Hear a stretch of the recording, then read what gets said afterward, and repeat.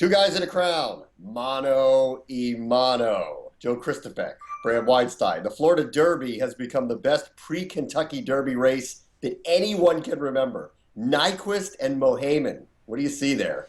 Well, Bram, there's a lot on the line for both. It's not quite a championship. That'll come the first Saturday in May. But for Nyquist, he's eligible for a $1 million bonus because he sold in the two-year-old sale, facing Tipton in Florida last year. So a lot on the line for him. But if you look at the tail of the tape, it's really, really close. You've got two undefeated horses. You've got combined earnings of $2.5 million, 9 graded stakes wins between them.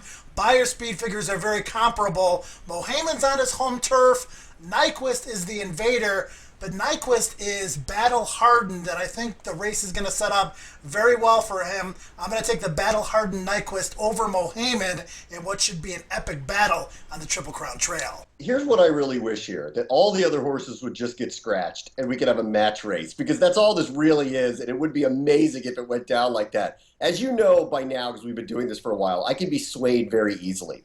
And I was in Santa Anita a couple weeks ago, and I met a connection of Nyquist, and he said to me, he goes, Mohaymen hasn't hooked anything like this yet. That's right. So I believe him.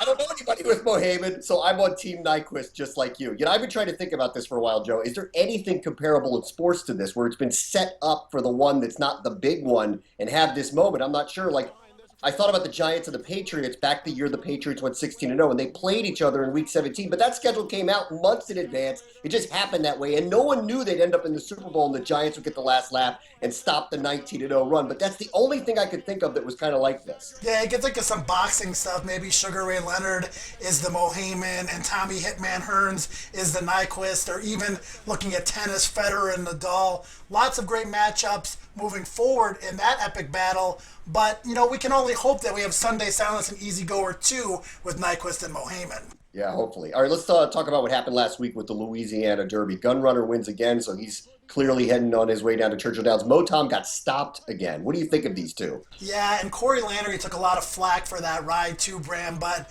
you know, I'm glad the Toms are sticking with him for the Kentucky Derby, trainer Amos and owner Benson, because this guy's got a lot of guts. He made a mistake. He'll be the first one to admit it, and he is a wizard at Churchill Downs. I still think Motom is a legitimate contender on the Triple Crown Trail. Yeah, he's got bad luck, but we'll see. With a field of 20, we'll see if his luck actually changes there. All right, you were in Dubai. How about Lonnie? What do you think of Lonnie? I was told by a jockey at Utaka Taki that Lonnie is about as lazy as this camel.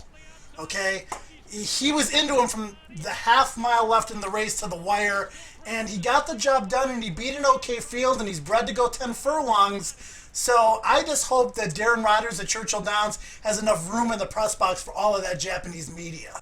All right, so it's not so much on that one. We'll see. Long trip for them for nothing, according to Joe Kristufek. So this week it's Rocky versus Apollo. Next week, a triple crown of prep races. And we'll have 3 episodes of Two Guys in a Crown. For Joe, I'm Bram. We'll see you next week.